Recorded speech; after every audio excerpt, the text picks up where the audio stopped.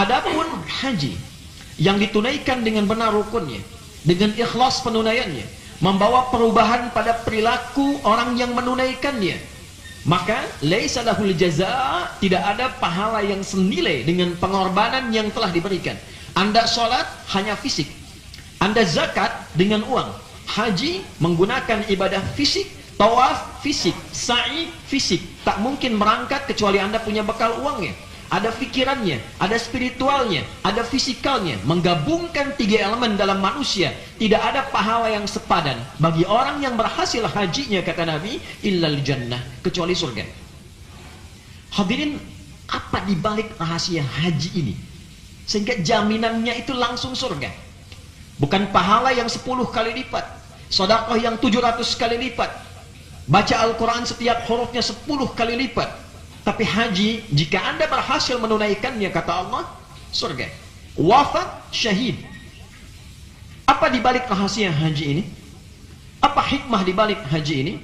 Dan adakah kesempatan bagi orang yang belum berhaji atau selama hidupnya tak punya kesempatan haji tapi mampu mendapatkan hikmahnya? Dalam bahasa lain, dia bisa mabrur sekalipun tak punya kesempatan berhaji.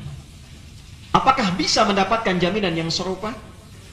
Hadirin, secara singkat dan padat, haji dalam bahasa Arab bimaknal qasdu, berarti sesuatu yang tertuju, terfokus pada satu arah.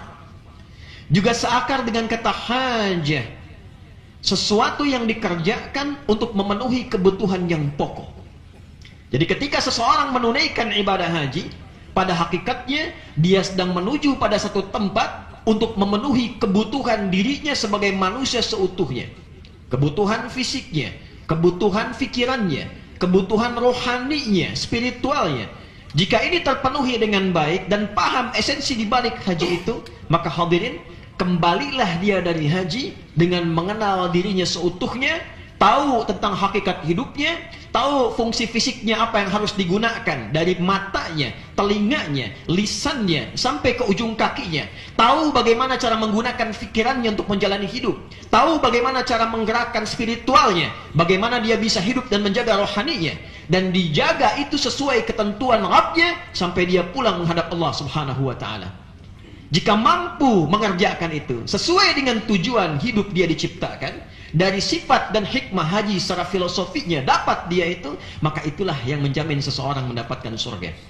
Jadi tidak semua orang berangkat menunaikan haji, lantas kemudian dia pulang, tidak terpenuhi tentang fungsi fisiknya, tidak mengerti tentang jalan hidupnya, tidak paham menggunakan pikirannya, intinya tidak dapat mabrurnya, maka dia hanya mengorbankan biayanya, fisiknya, pikirannya, dan belum tentu mendapatkan jaminannya. Hadirin, secara singkat kita gabungkan secara konseptual dalam pemaparan yang singkat dan padat. Quran surah ke-51 di ayat ke-56, Allah menegaskan, "Wa ma khalaqtul jinna wal insa illa liya'budun."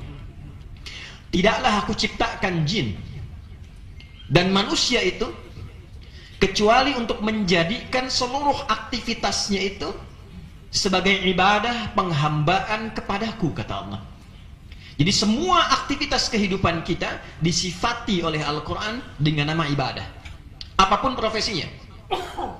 Turunan ibadahnya dijelaskan kemudian di Quran surah kedua Al-Baqarah di ayat ke-30. Wa idh qala rabbuka lil malaikati inni ja'ilun fil ardi khalifah. Dan pahamilah, pelajarilah. Ketika engkau sudah paham pelajaran itu, ingat-ingatlah. Karena itu diterjemahkan iz dengan kata ingatlah. Bagaimana Anda bisa ingat kalau belum pernah mengetahui? Maka dari itu fasenya pelajari, pahami, teliti. Setelah paham, ingatlah tentang ini. Apa yang harus diingat? Aku viralkan kepada kalangan malaikat tentang fungsi kehidupan manusia di bumi itu. Ini aku tegaskan, jangan pernah ragu. Tanamkan itu pada dirimu dan hatimu yang paling dalam. Ja'ilu fil ard. Aku tetapkan semua manusia yang hidup di tapak yang dia injak di bumi. Al-ard itu setiap tempat yang kita pijak. Anda menginjak Jakarta, itu ard Anda. Kita di Indonesia, itu ard kita. Ada yang tinggal di Libya, itu ardnya. Ada yang tinggal di Mesir, itu ardnya. Ada yang di Amerika, itu ardnya. Setiap tempat yang kita pijak, khalifah. Memiliki 3 makna. 1, pemakmur. 2, pembawa kesuksesan. Dan 3, sifat yang akan saling menggantikan. Saudara, pemakmur berasal dari kata amara. Sifatnya umur. Ritualnya disebut dengan umrah. Tingkat tertinggi di atas umrah, itulah haji. Apa itu makmur? Segala hal yang bermanfaat dalam kehidupan. Jadi ketika kita diciptakan, dari ujung kepala sampai ujung kaki, hakikatnya berkehidupan ini membawa manfaat. Lisan kalau bicara ada manfaatnya. Telinga kalau mendengar, yang didengar bermanfaat. Mata kalau memandang, yang dipandang bermanfaat. Anda melangkah ke tempat yang membawa manfaat. Anda bekerja di tempat yang membawa manfaat. Mendapatkan rizki yang bermanfaat. Dan segala yang terkait dengan manfaat itu sifatnya disebut dengan umur. Kuotanya disebut dengan ajal. Ajal itu secara harfiah bukan waktunya meninggal, tapi batas berkehidupan. Walikulli ummatin ajal, fa idza jaa ajaluhum la yastakhiruna sa'atan wa la yastaqdimun. Setiap umat punya kuota hidupnya. Jika sudah tiba waktunya, tidak bisa dimajukan, tak mungkin dimundurkan, wafat dia. Kita tidak tahu kapan kita kembali kepada Allah. Dalam rangka mengisi ini, kita harus mengerti kenapa kita ada di muka bumi ini. Apa yang Anda kerjakan? Berangkat gelap, pulang gelap, duduk, berdiri, tidur, bangun lagi. Kemana arah hidup ini? Maka diberikan oleh Allah arah, ada vektornya. Didefinisikan, kamu hidup, upayakan beribadah. Cara ibadahnya membawa nilai manfaat dari ujung kepala sampai ujung kaki dari setiap kegiatan yang kita lakukan. Itulah cara mengisi hidup yang disebut dengan umur. Jadi kalau Anda ditanya berapa umur Anda, pertanyaan itu dititipkan pada lawan bicara untuk mengkonfirmasi selama hidup Anda 40 tahun, 50 tahun, 60 tahun. Berapa hidup selama 40 tahun yang bermanfaat? Sebagai suami sudahkah bermanfaat untuk istri? Sebagai ayah sudahkah bermanfaat untuk anak? Sebagai tetangga membawa manfaatkah bagi tetangga kehidupan kita? Sebagai karyawan, pimpinan sudah menghasilkan manfaat untuk kehidupan? Lisan sampai ke ujung kaki, pikiran sampai ujungnya. Kedua, hadirin, sesuatu yang membawa kesuksesan. Jadi kalau Anda hidup, jangan tanggung. Kuliah, ayo, diberikan potensi sampai sukses yang paling tinggi. Bekerja, ada potensinya, raih kesuksesan tertinggi. Anda mau di birokrasi, diplomasi, mau di bisnis, potensinya diberikan oleh Allah, tinggal kemampuan dan semangat kita untuk menggalinya. Selama hidup, upayakan sukses di bidang apapun, dan dari kesuksesan itu lahirkanlah manfaat dalam kehidupan. Bisa dengan ilmu, bisa dengan harta, bisa dengan kedudukan, bisa dengan tenaga. Dan terakhir, saling menggantikan. Tidak ada yang hidupnya abadi. Satu saat, kita yang hidup sekarang akan digantikan oleh anak kita berikutnya. Generasi sekarang akan hadir generasi berikutnya. Itulah sebabnya kenapa banyak ayat dalam Al-Quran mewasiatkan kepada kita agar mendidik generasi kini sehingga bisa melanjutkan legasi kebaikan di masa depan demi kemuliaan hidup yang kita capai sampai kembali kepada Allah Subhanahu wa Ta'ala. Hadirin, orang yang haji diajarkan itu, dipakaikan kain ihram sebagai kafannya. Ahrama yuhrimu ihraman, orang yang muhrim kalau sudah pakai kain itu, dia bertekad selama hidup ini aku akan membawa yang bermanfaat. Aku akan meninggalkan yang haram-haram, yang dilarang. Dan pada hakikatnya, aku hidup menunggu kematian. Gambarannya pakai kain ihram. Kita ini walaupun nggak pakai itu balutan kain kafannya sudah ada. Ditunggu oleh ajal. Saya, Anda, kita tinggal menunggu ajal. Walaupun nggak dipakaikan, ini balutan kematian sudah ada. Pertanyaan berikutnya, kalau nanti wafat, apa yang dibawa pulang? Maka mulai pakai kain ihram, itu gambaran. Hei, apapun yang kau lakukan, kamu pasti meninggal. Kalau yang haji langsung dipakaikan supaya dikenali, pakai, kamu akan wafat. Labbaik Allahumma labbaik, aku penuhi panggilanmu ya Allah. Si fulan dipanggil Allah, apa artinya?